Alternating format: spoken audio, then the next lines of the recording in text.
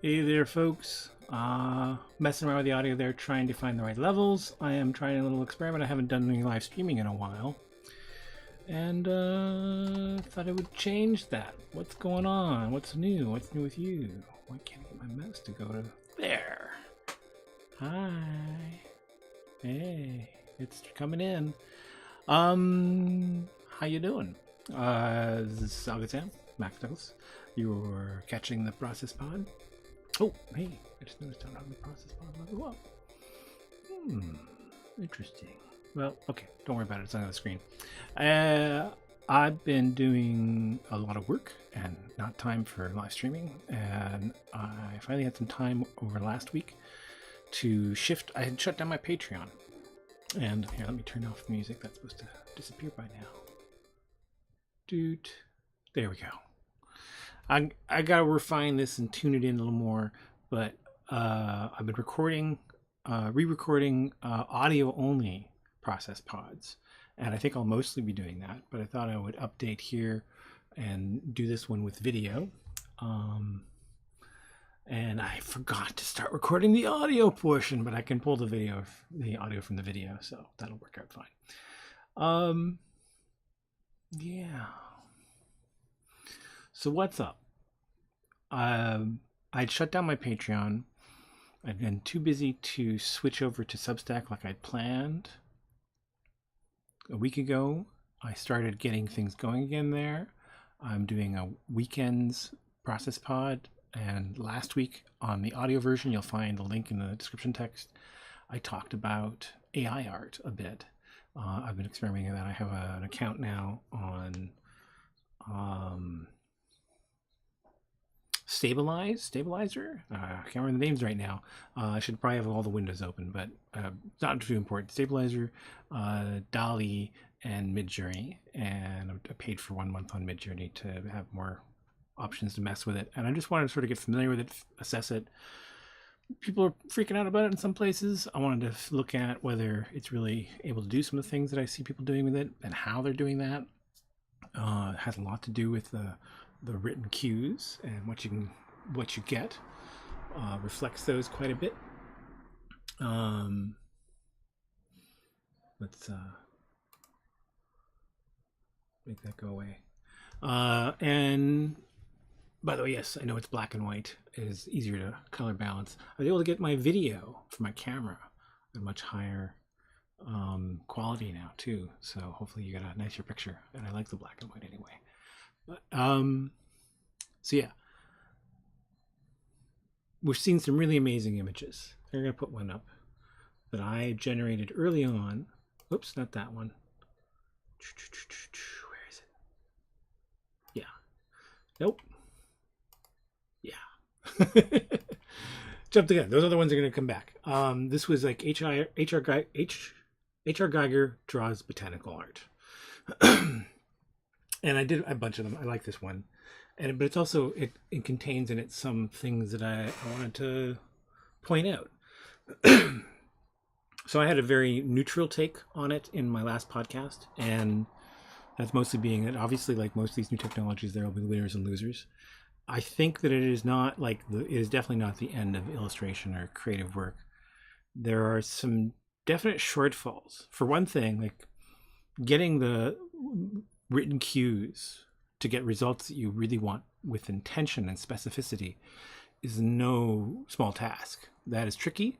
And once more, look, when you're a freelancer doing illustration work, you'll get, especially as you dial in and refine an illustration, you get a lot of requests for small things, moving lines a little bit and making small, nuanced, subtle changes.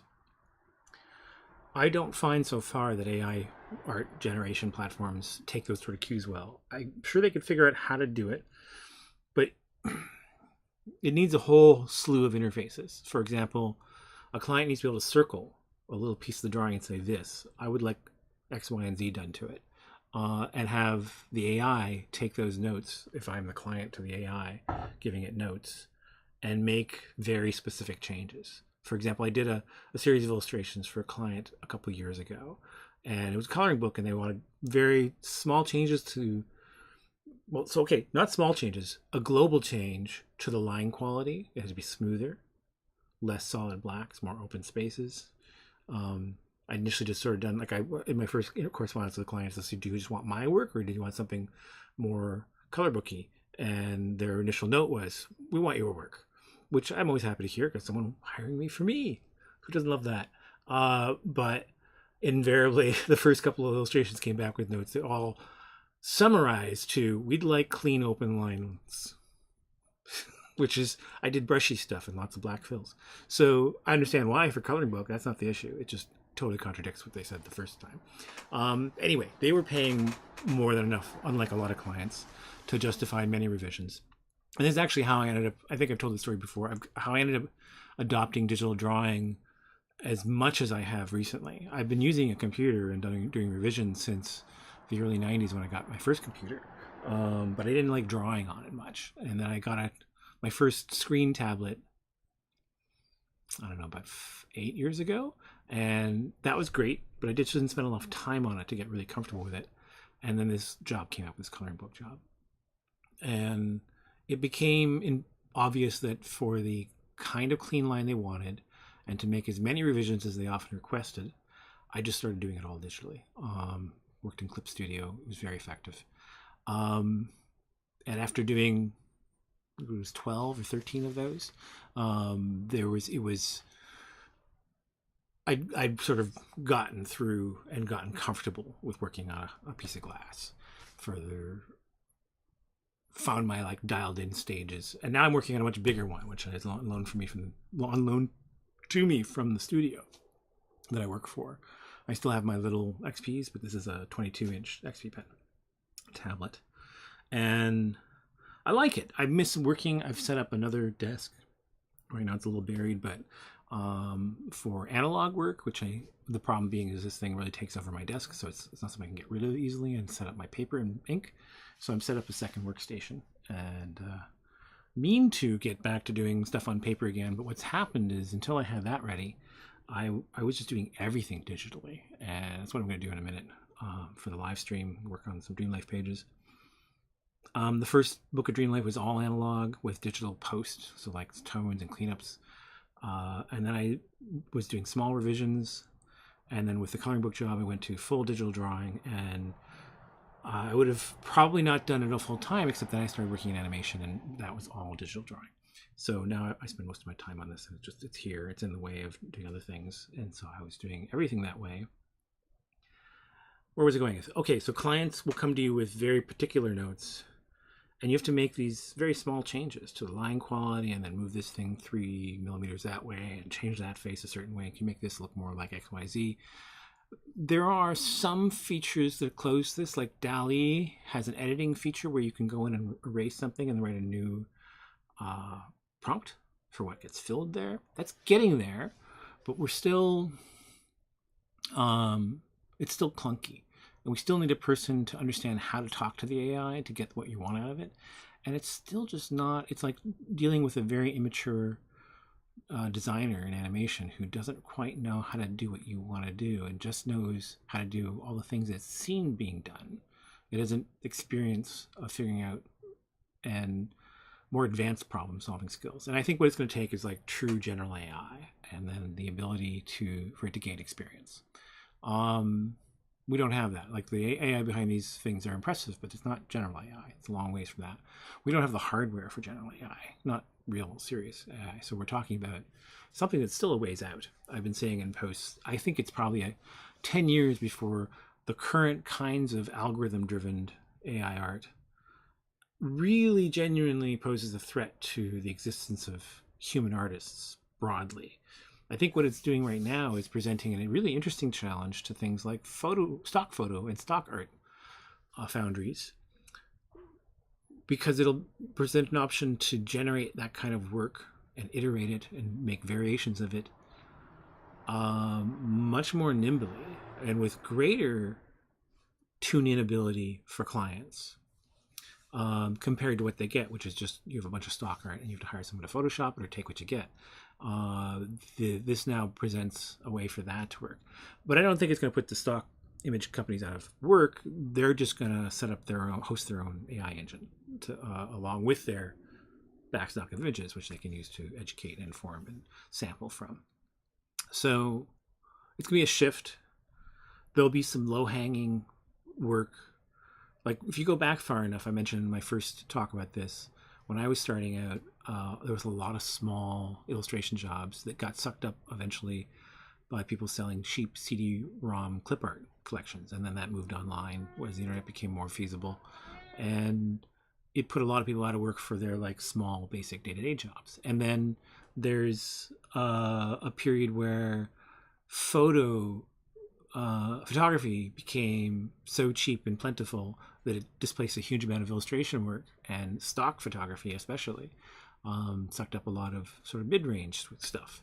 And so that was sort of a shrinking of the market at the same time as there was a flood of artists looking to get into illustration too. This is like the aughts that now I'm talking about. I think this is interesting in the AI services in the hands of a good photographer or illustrator who figures out how to use them might make them a bit more competitive with those sorts of sites and services. So that might be some ground, a place where ground can be gotten back. I also see a lot of advantage in it as a tool for me as an artist who is, frankly, in my own work, happily gotten slower because I'm taking more care of my work, and I still want to draw those things. But I have more ideas than I probably have years left on this planet. So I've always joked that it'd be fun to be able to find some fool willing to draw my stories for me sometimes, at least some of them. There's some that I'm not as eager to spend time drawing or would like to find a faster way to draw. And I'm looking at if I can get AI art to get closer to what I want, could I use it in some way to do that? I have some ideas. It might work. I still have to figure out how to get those prompts to do something closer to what I want and push and pull it. I like that editability in the DALL-E system. Midjourney allows you to upload art, but the results I've gotten from that are pretty funny. So this one was intentionally designed to kind of break it. I picked something with really fine line work that I've done. Is my background from the beginning. Here's a good look at it. And I was like, that's going to push it. What does the AI make of that? It produced some other things that were closer, but after 3 or 4 generations, and it was only like 3 or 4 generations, it went down this rabbit hole, and I got this, which is really weird and not it. And this is DALL-E again. I figured out after this how to constrain the aspect ratio and get different sizes. We all have slightly different constraint options for that. There's a blog post. I should include that somewhere else. Well, definitely with my audio podcast, I'll include a link on Substack to this blog post where someone took a page out of The Killing Joke by Alan Moore. Alan Moore is famous for his lengthy and casual panel descriptions, like they're notes to the artist. And they fed those into, I think it was DALL-E, and I don't know if it was DALL-E 2 or just the basic original one, and to see what he got. And they recreated a page, sort of. They're square panels, so they don't quite do the same layout. But it is the same layout, but it's the same different aspect ratio, square, Instagrammable page of page 1 of The Killing Joke. And it definitely doesn't quite work. But you can see the potential. At the very least, there it represents an interesting opportunity for writers to previs their comic scripts. Experiment, see what's possible. Like, it's always a good idea for a writer to thumbnail their comics, and some of them are intimidated by their inability to draw from their point of view. And I mean, a lot of them, I think Neil Gaiman mentions this in some of his talks, you don't have to show it to the artist. It's more about you figuring out if what you want to do works. So if it's stick figures, that's not important. Just like feasibility of how much text you want to put in the panels, what's the layout. People who don't think out how the panel works will write scenes where it was really 2 or more camera views involved. You can't do that in one panel easily. There are some surrealists bending space sort of things that I like to play with that could almost pull that off, but it's definitely the harder thing to do. Prevising your comic might be a really good way to make sure that it is doable in a very bare bones way before you give it to an artist to do something more advanced with. And then if an artist is open to it, they might see it as a way to save a lot of time visualizing what they're doing. get a better idea of what the writer has in mind. I wouldn't mind, as long as I'm free to make my own revisions to it and changes to it and improvise and build on that. I'm perfectly happy for someone to do some of the thinking, as long as it's not, one-sided. I mutually, if I ever worked with a writer these days, I would demand to be a co-writer, to be able to rewrite, because I don't really work with writers anymore, but that was where I was at when I still was. And because that is so much a part of how to get the most out of a page. So, synopsis. Where did I want to say with this little talk? I don't want to dismiss the potential realities of what might happen if there's an explosion, and some of the hurdles that I see in AI art are overcome quicker than I expect. Like I was saying, so my 10 years, a decade, before I think it's a tool that's close enough to be able to do what we want, that I might be expected to have to use it to expedite things as an animation designer in my day job. For example, for animation design, you need not just that it has to fake line art sort of vaguely, hand-wavingly, because right now they're not that great at being specific. One of my friends posted a bunch of Alan Moore is done by XYZ comic artists, and it's a bunch of these images, and when you look at the line work, it's fungible kind of faked out brush lines or fine lines. There was one that's clearly hinting at a Mobius drawing, but doesn't really know how to render that stuff yet, so it's not there and it's not consistent. You need to be able to dial in a style. I imagine studios would be doing is like creating a programmed in style guide for what line quality is like and what forms are to be used to create the style for a show, for an in-house AI for a particular project. And then the artists would take that, I need a car. Here's some cars, which one you like. Refine, verify, variation. And then be able to go in and tweak them and do rotations of them and all that stuff. Could totally be automated eventually, but it's still going to need a person both who understands what they're seeing and can process it on a more complex level than AI is anywhere near being able to do, make select small changes based on the requests from a director or art director, and get consistent results, and probably have some drawing ability so they can go in and hand fix small things that the computer just won't do and is too dumb to understand when you ask it to do. In the experiments I've done, I've probably done about 200 or so drawings now through Midjourney and through the 3 different platforms that I've been experimenting with. And that's the biggest thing that I notice, where if there's no plan, and this is funny, it made me think of something I often talked about in art class when I was a teacher, or art teacher. People would often come in overwhelmed by how amazing some of the stuff they see on Instagram is, and like, I don't know how I'll ever get that good. And it's totally understandable frustration, but they have to understand that a lot of stuff people are doing as show-off work on Instagram. It's usually because a lot of clients don't want you to post stuff you're doing that's like contract work. So usually the sketching is personal stuff, and they might have a goal, but very often there's no like tight parameter or art director telling you to make changes. You're just doing whatever you feel like. So you can be free to enjoy what falls out of your hands without a whole lot of editing, and just sort of follow your nose. And it's a lot easier to make something look really good when you're doing that and just amusing yourself. In fact, it's a great way. If you want to make sure you just want to do beautiful art, just make art for yourself. And there will be people who think it is cool as well, if you find it cool. The challenging part is when you have a client and they're like, yeah, but can you do this? And can you change it that way?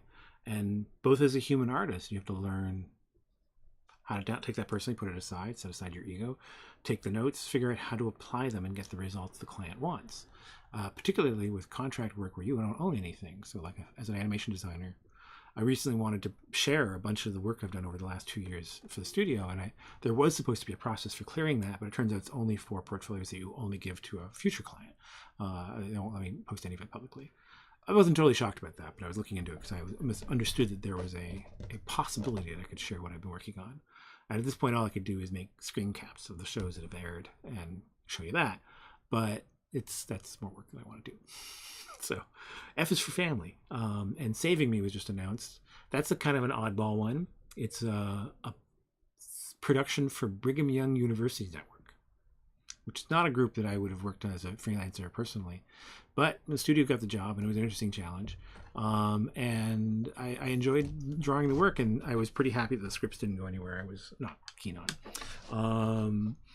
I know some of my coworkers really love the project. Like, compared to a lot of kids shows, it had a lot going for it. And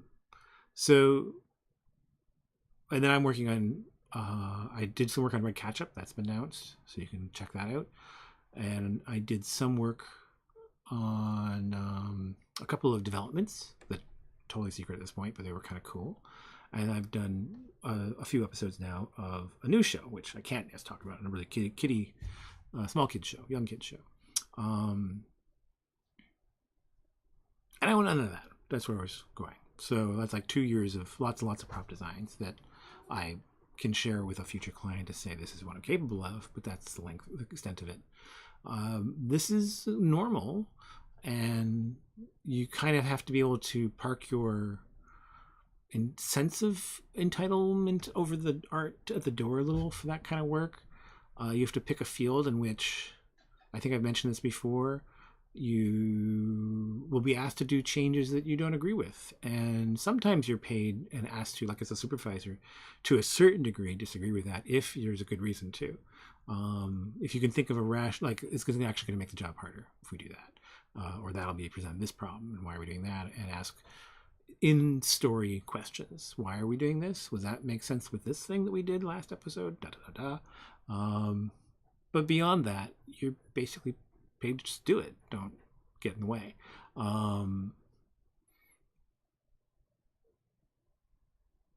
Where was it going? And that results in very particular small detail changes that AI just can't figure out that's what you want to do. And at best could get there eventually through like many, many iterations again. To a degree that could be time saving, but from my experience so far, like, again, it's down to, are you able to find the phrasing and wording? So this is a skill, a definite, it's going to be a question of someone understanding how the algorithm of the given AI works, how it accepts and interprets framing and phrasing and terminology, what inhibitors it's had put on it, things it won't do, and can frame those prompts to get it to do what you want or revise what you want. And it's not an exacting science. It's just not there yet. So it needs that person to do that, and probably take something that's 2/3 of the way there and put it in Photoshop and bring it across the finishing line. You know, you're not getting rid of the artist yet.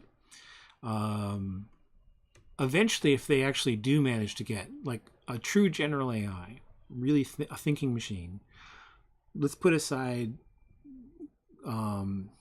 sentience and all those questions for a second and just say, if we can actually get a true thinking machine to be like my brain and develop the experience my brain has when dealing with generating the art and then interacting with the end client, right now that kind of hardware would take more energy and resources than we have. We're just not there. Massive levels of programming to do something we don't fully understand how it works in us yet. So assuming somehow we could get that all into a little box that fits on my desktop someday, then I have to worry. And I think we're a ways from that being both doable in the pragmatic sense or practical in the costs and development sense. And that I think is where we're at. For now, I'm kind of excited by it as a tool and as a toy. It's a fun way to distract and dabble and fool around and make interesting things. It's also potentially a time saver for making my own comics, maybe if I can get it. There are stylization constraint controls that you can use on some of the platforms. And if I can get it to do the same kind of thing for every panel and get a look out of it that will work for a couple of my stories. I've got at least 2 stories I'd like to do that I would not be too bothered by if I don't actually have to hand draw them for the most part.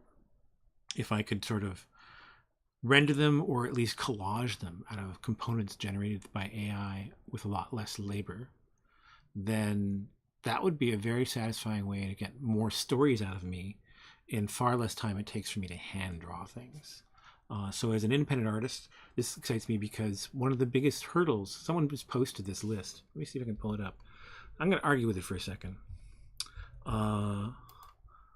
Where is it? It's on Cartoonist Kayfabe. Cartoonist Kayfabe. I'll probably do like an edited audio version of this, but I didn't really want to have to edit the audio. Oh, wait a minute. It was just there. All right, good. What was it? So it's like a list of 5 things. How to break into the business. You know what? I'm not going to waste time looking it up because I think I can remember most of it. The first one was like, make comics. First argument. Yes, but also they have to be good. And that is more work than I'm going to get into right now or that short sentence implies. Go to conventions and sell and give comics to pros. Get feedback. Apply feedback. Repeat. And I think the point was to break the idea of developing and breaking and putting your work out there and then taking in constructive direction and applying it to your work and developing your work further and making it better the next time and putting it out there is the key point, the rinse and repeat, because then you build an awareness of your work and you build a market, people, an appetite for your work, hopefully. It's really important to have that first part, though. It's got to be good, not just make comics, but eventually make good comics, because those are the ones that are going to get people's attention. And that's a big hurdle for people at the beginning of their learning curve. And so to minimize it by saying just make comics, it's that, because the meme ends with it's that simple. Yes, but no. From people just starting out, that's a really important thing at the beginning there. Make it good. You're still figuring out what good is. You know, make it as good as you can. I would add to that, keep them short at first. Do a book of short stories, 1-pagers and 3-page and 4-page stories. Don't bite off a graphic novel at the beginning of your first efforts. It's a great way to get burnt out. Make them as good as you can. Make a zine. Probably that first zine, the first few zines, just give them away to get the feedback. That's the most valuable thing to you, not selling them. And you can also just put them online. I don't know if you've heard of this internet thing. But printing zines is fun too. I was actually I've been going for walks, trying to get exercise, and I've found a lot of tiny little libraries in my neighborhood, like 19 within a 3-kilometer, it's probably a 5-kilometer route to walk it all and visit them all. And I've been dumping off surplus books, but also some of my own comics and comics that I have in my long boxes that I never look at anymore and don't really want. I even had leftover comics from back in the day when I worked for Marvel. DC did this a little bit. Marvel actually kept me on the list long after I was even doing comics for them. They would send me every few months. I'd get this big bag full of everything they published. Eventually I noticed it wasn't everything they published anymore, which was good because the bags were getting a little obnoxious. I don't want it all. But it was sort of this weird selection of things they would throw at us as pros, as comps. And sometimes there was good stuff, but a lot of it wasn't. Some of it I gave away to kids I knew because it wasn't for me, or people I knew, or I let people take it. Some of them were so bad I just burnt them.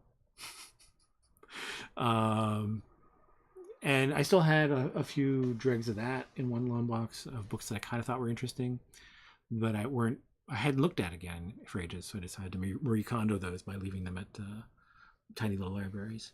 It was inspired by, I'd thought about doing it for ages. We have a lot of those things around here, but the Cartoonist Kayfabe guys did a thing called Comic Book Christmas, and they encourage everyone to do that. They also want to make like a flyer, which I think is a good idea, but I didn't get around to doing. They would like mention your local comic shops and go read some more comics if you like these.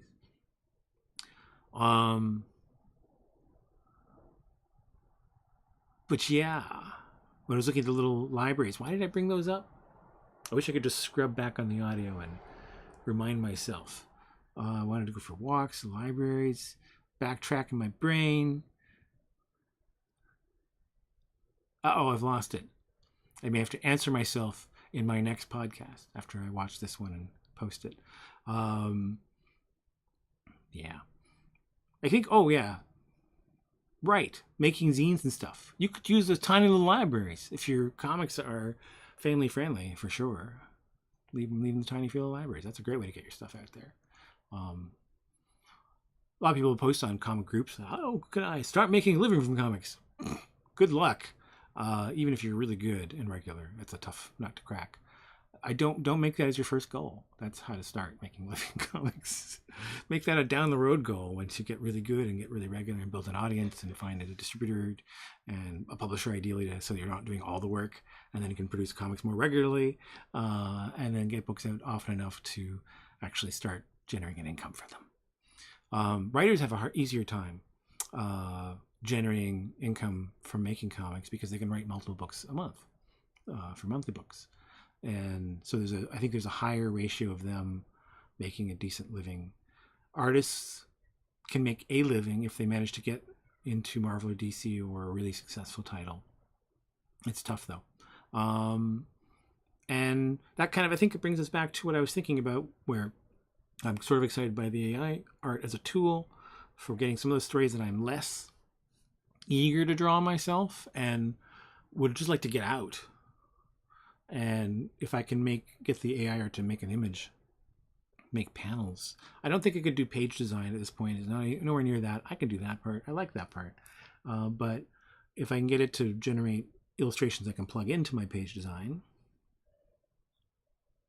this might make it possible for me to get a book out once a year, which has been a real challenge for the last decade or two. Two reasons. One, on my own work, when I'm drawing, I want to take a lot more time with my work than I used to. I want to dial it in and get really just right. And that's usually for particular stories that I have a lot invested in. So my memoirs are done in a very sketchy style, which in theory makes them faster, but I do lots of iterating there to get the feel and look that I want for a scene. And there's a lot of diversity in style in that because I'm kind of trying to express the way I don't have a sense memory of my past. It's a complicated story. I've mentioned in the past I'm aphantasic, but I do have memories of things, and so I'm mining that. And the more information I can pull out of my memory about a place, the more refined I make the panel. And the less memory I have, the more sketchy, or in some cases more overtly just photo reference because I'm using photos to anchor it. So it's kind of also designed to be, I want to amuse myself, so I'm going to make loose parameters for this. And then for Dream Life, I have a very particular style that was established in the first book on paper and ink. And I'm trying to reproduce that digitally now, and I'm pretty happy with the results. And then for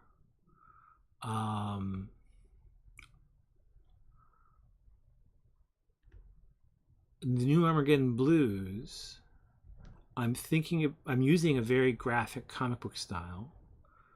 I don't think AI art's there for it. I kind of wish it was, because I like drawing that one when I'm in the mood, but I don't necessarily drawing it all the time.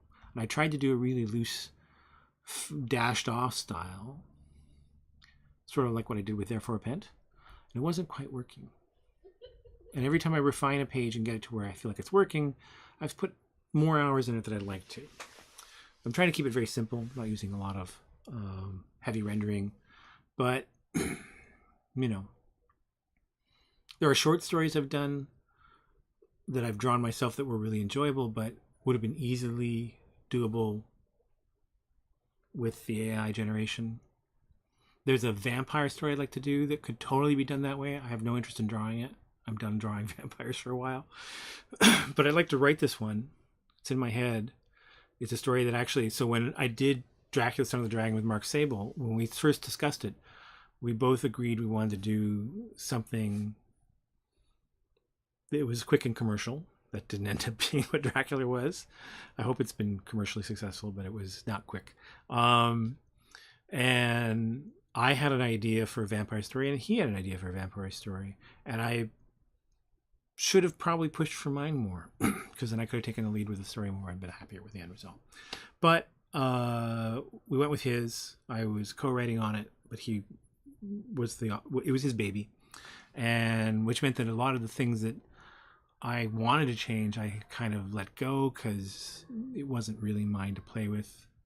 I definitely did a lot, actually. I did a lot of changes to it. But that was just it. I'd done quite a few, and more of it was I would be greedy as a collaborator.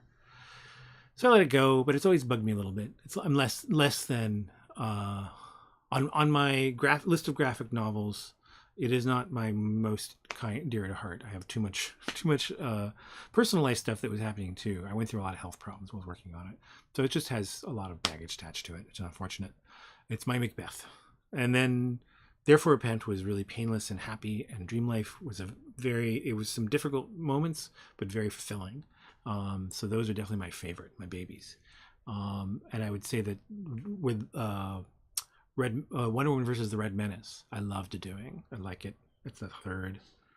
And then Dracula is like the next in line after. There's a bunch of things like Muties and my Planet Ape stuff, my Ghostbusters stuff, which I don't hate, but they were very much what the kayfabe crowd calls hack work.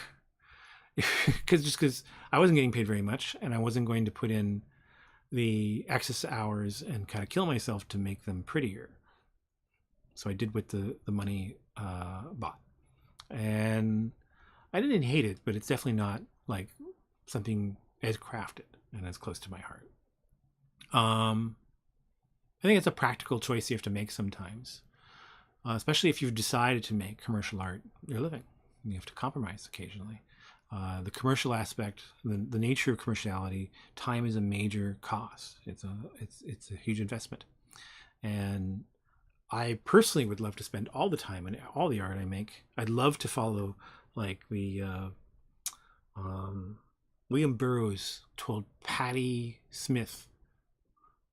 She mentions this somewhere I read, that only do work that you'll be proud of later on, that will like move your brand forward.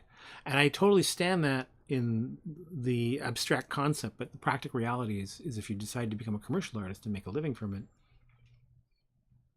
that becomes problematic on a few fronts. First, just being able to sell the work, and then if you really want to or need to, as the case was when I was starting out, it wasn't an option actually.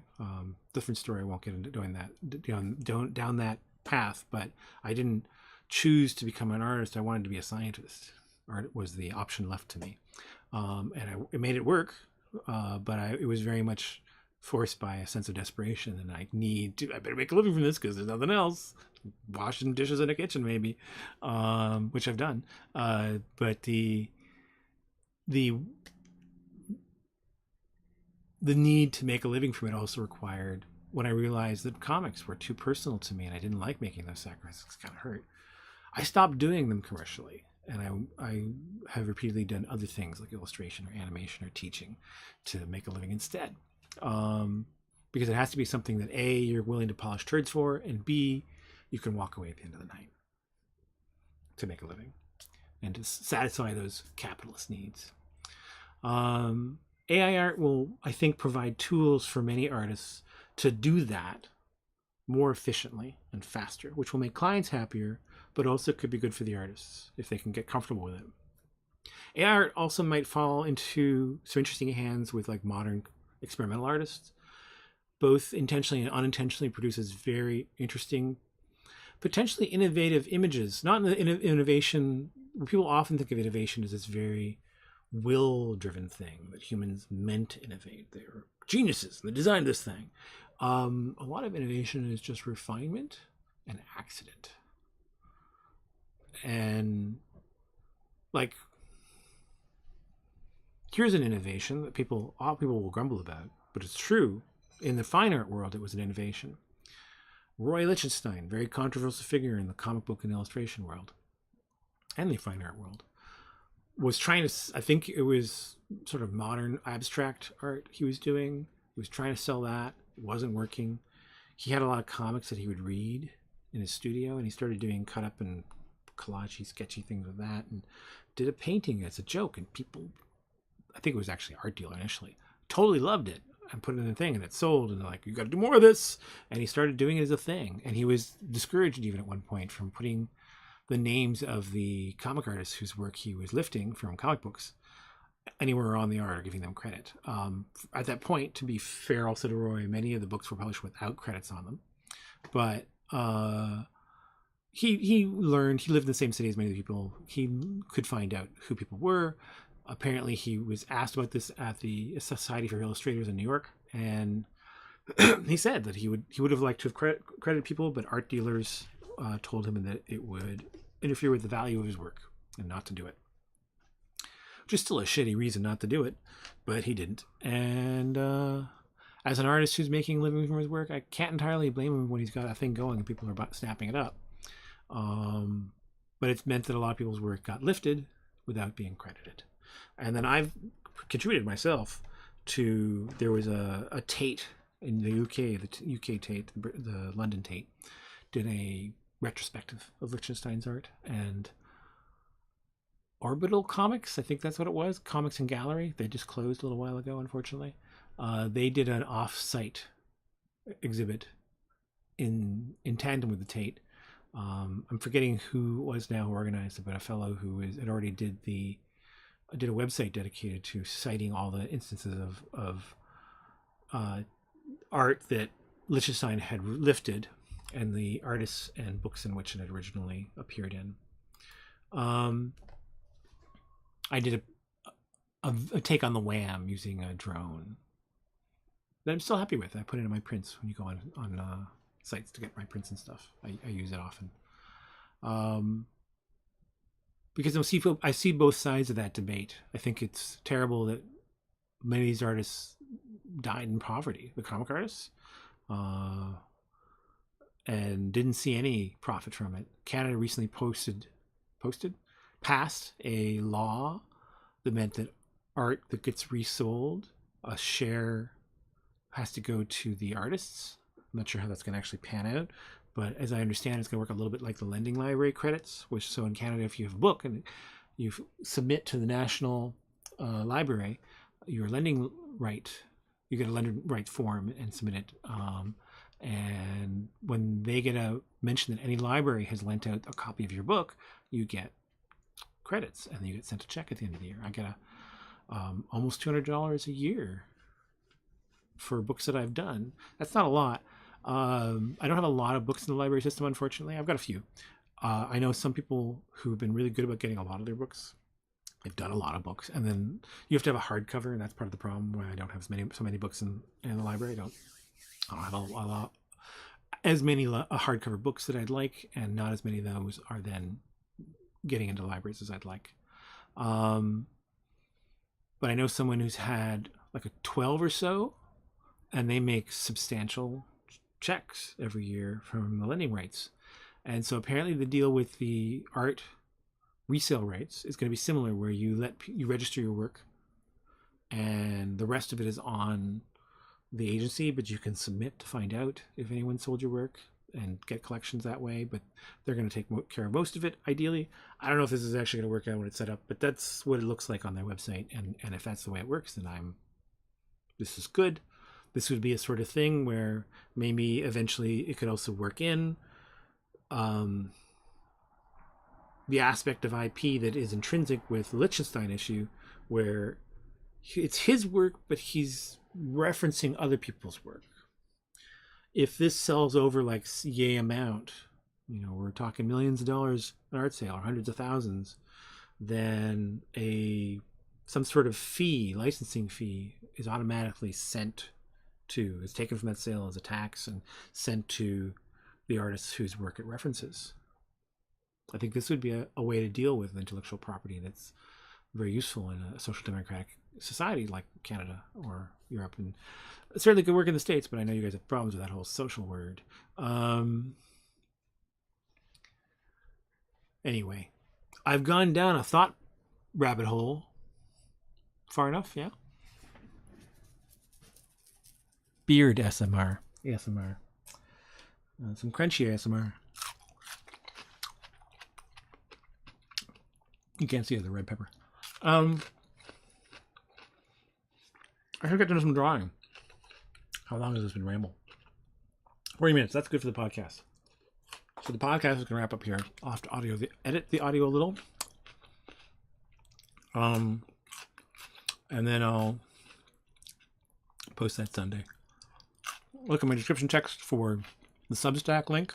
You can subscribe to Substack. Eventually, as my comics get closer to being done, I will start posting some of them for free on Substack.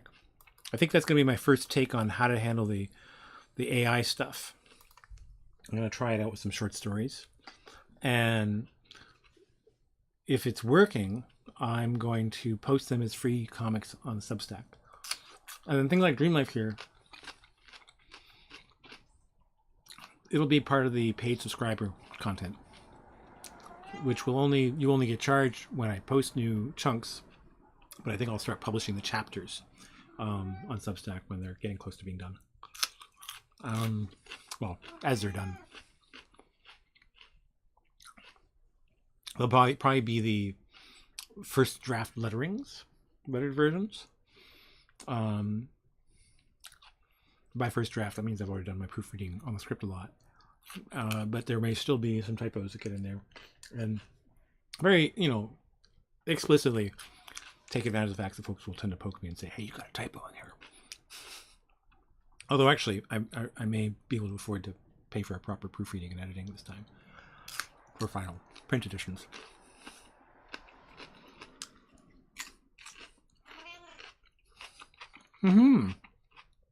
Yes, Oscar.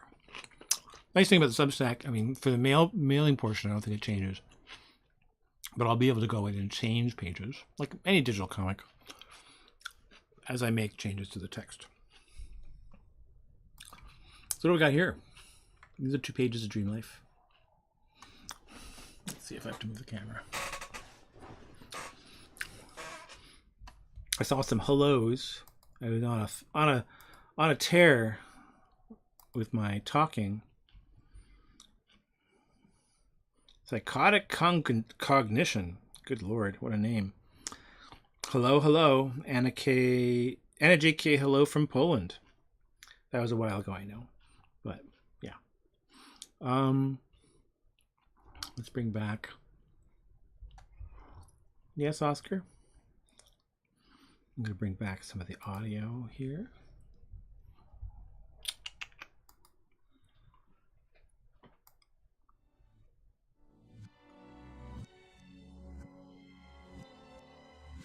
What are you hearing? Let's hear. Oh, yeah.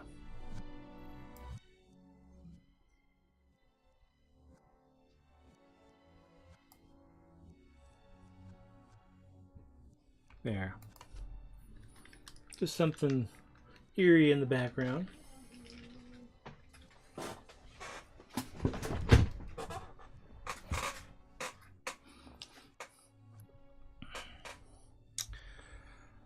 Let's check my... What time is it? 7:57.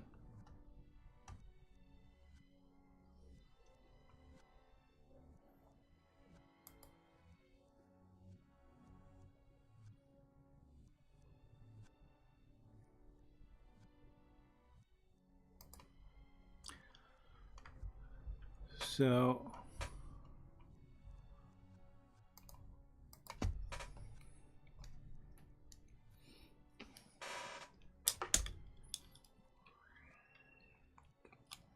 glasses. So I've been doing tones here. I'm trying to emulate ink wash. I think effectively. Pretty happy with the results. with a little bit of digital post-processing, which is how I did Dreamlife Book 1. If you're interested in finding Dreamlife Book 1, you can look in my description text for the Gumroad link, and that will take you to where you can buy either digital or print copies. The digital ones they're a file that you get right off Gumroad. Yes. And the print ones are drop shipped from what's happening here? Why am I not getting? Here we go. Or drop shipped from Kindle Direct. Stuff's on Comixology too, but I'm less. I mean, I've had a book with them. Dracula was published by Comixology and Dark Horse in partnership. But I'm less enthused by what's happened to that platform. So if you want to, you can get it through there, but Dreamlife and Revolver. But less keen on the results and what you get, and how the buyer user experiences.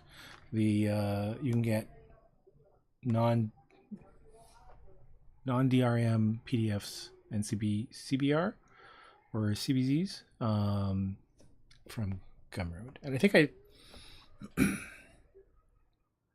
I published an e-book edition too, so that would work on things readers for e-readers.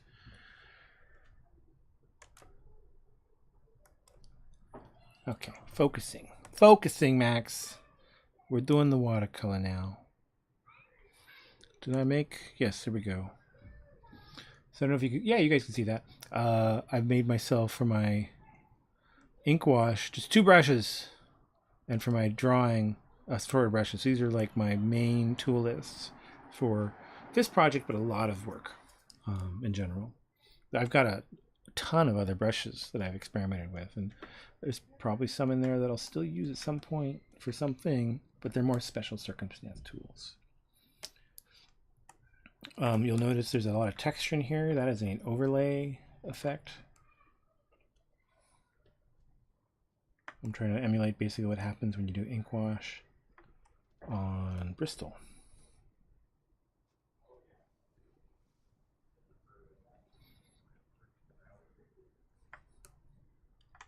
I'm just assessing where I left things.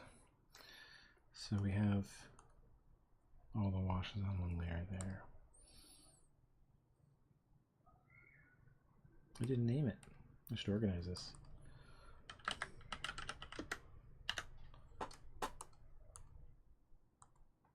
That's the skulls.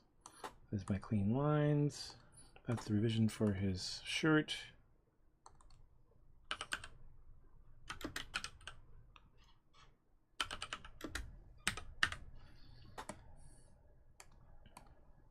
And the color holds.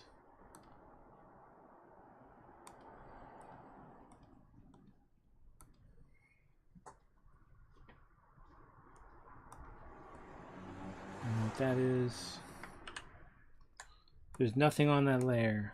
Okay, so it's overlay multiply. 2-tone, that's like a second tone. Nothing on that layer to multiply. Okay, that's the mural line. It's already named.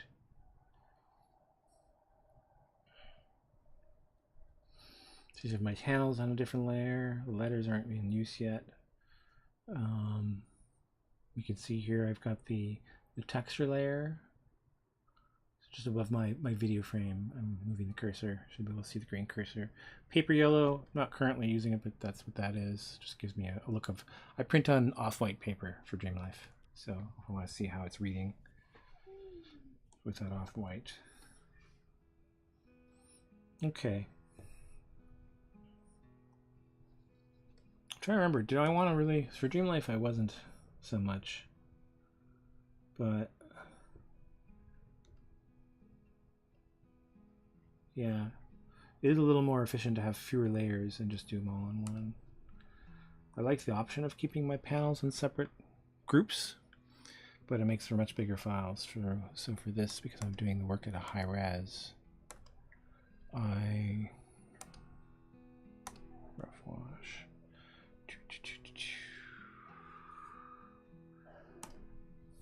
So yeah, I need my gloves. I'm gonna put the chat over on my big screen up in front of me.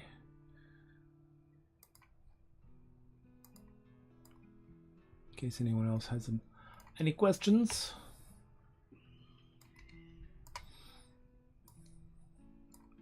Anyway, I have to look up us. Yep. Or actually, no, I should put it. No, well then I can't read it. It's not big enough, right? Close that.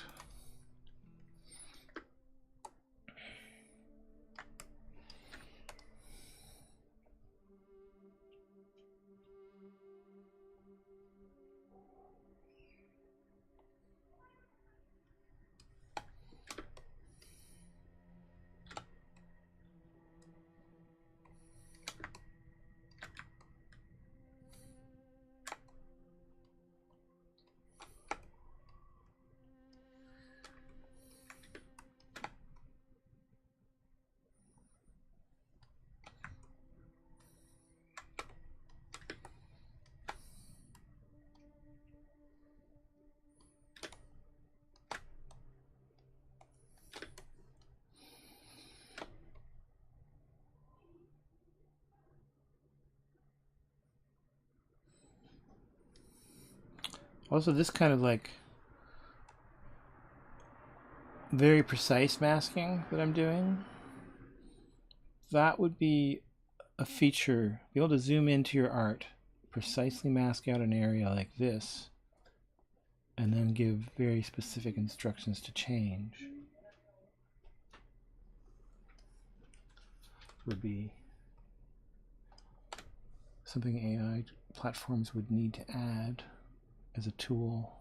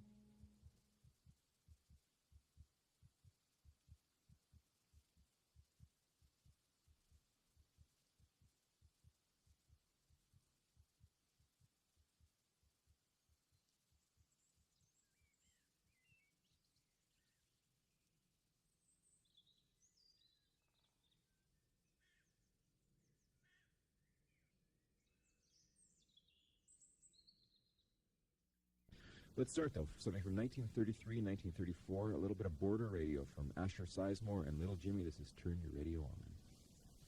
Turn your radio on, and listen to the music in the air. Turn your radio on, heaven's glory share, heaven's glory share. Oh, I just realized that I didn't have my mic on.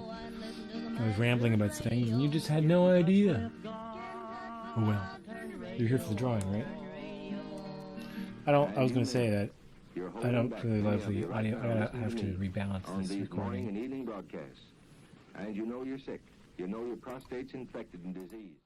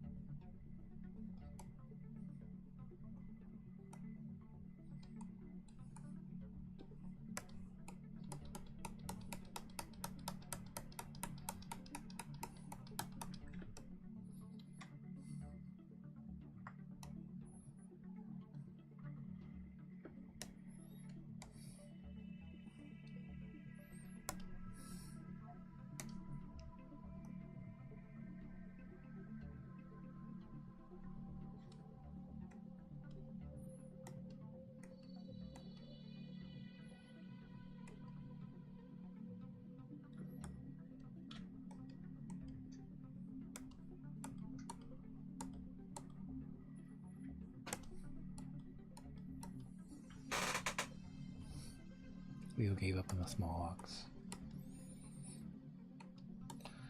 Well, that's why my mic was off. You don't know about that one I'm talking about. My cat was in here trying to get in a box. It was too small for him.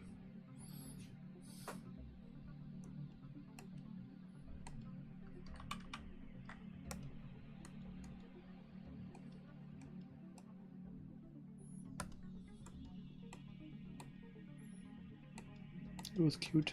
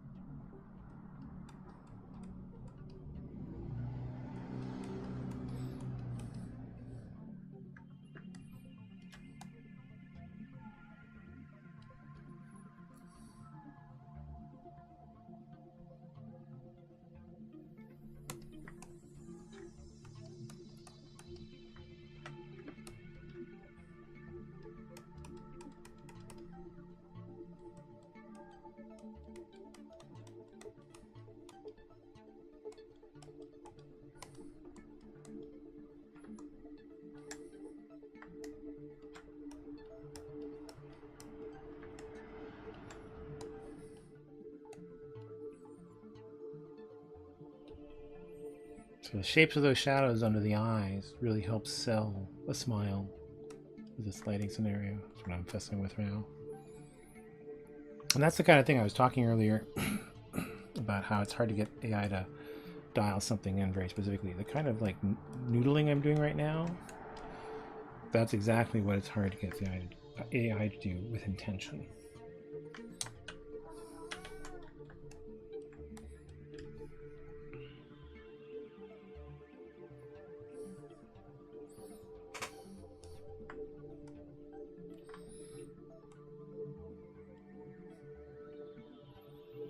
Okay. I need to stand up and go do a thing. Guess I'm gonna drink. Which means I'm gonna call this video now. It is about an hour and a half long almost. So let me just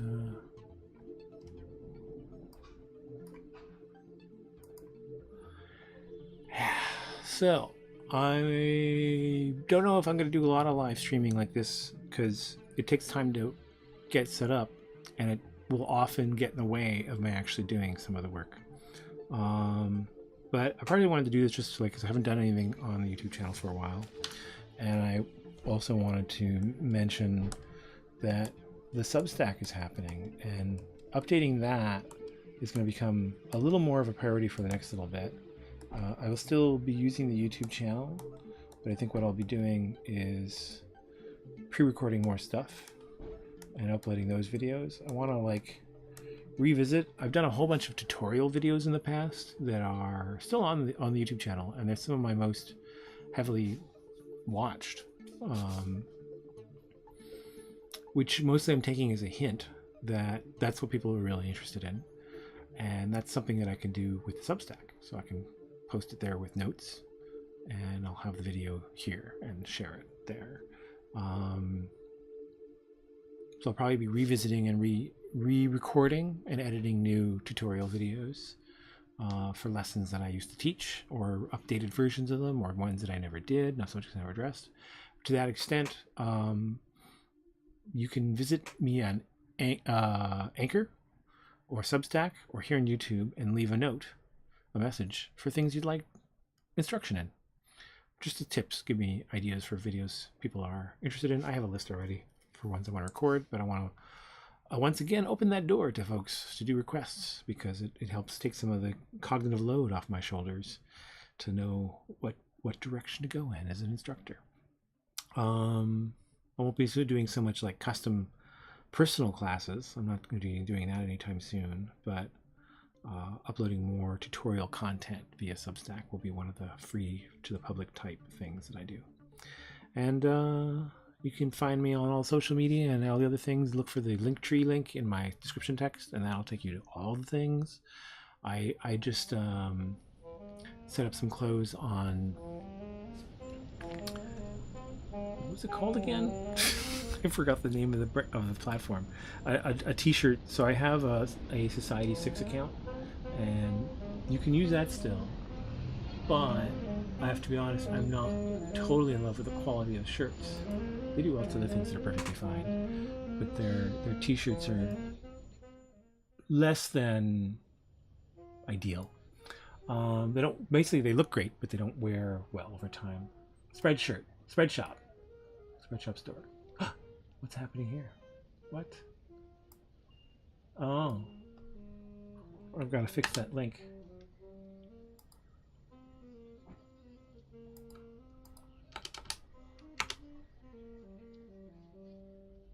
What's happening here? My Spreadshop store link isn't working? Is it just the all? It was working before when I tested it. Let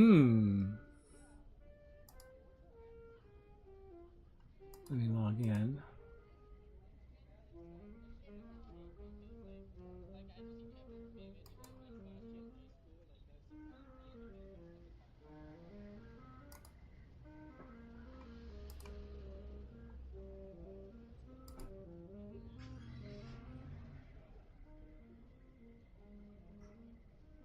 Huh.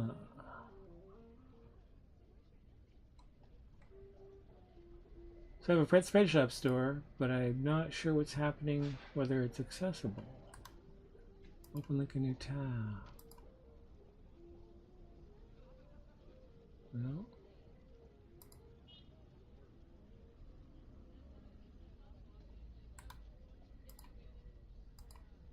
Yeah, it should be. No. I'll figure that out. I may have to update the link, but it's I like them because like the quality of the shirts are really good. I'm wearing one right now. They're much more durable. I I got a couple of kayfabe shirts, and they came from the same place, and I like those, so I decided to set up some of my stuff on that. And it's you can still get the Society 6 link, but this is better shirts once I get it fixed, the link.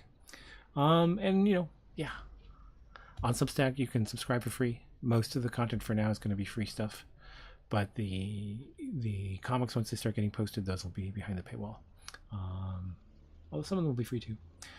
And I'll see you around the internet. Subscribe here if you'd like, but definitely subscribe over on Substack. See you around.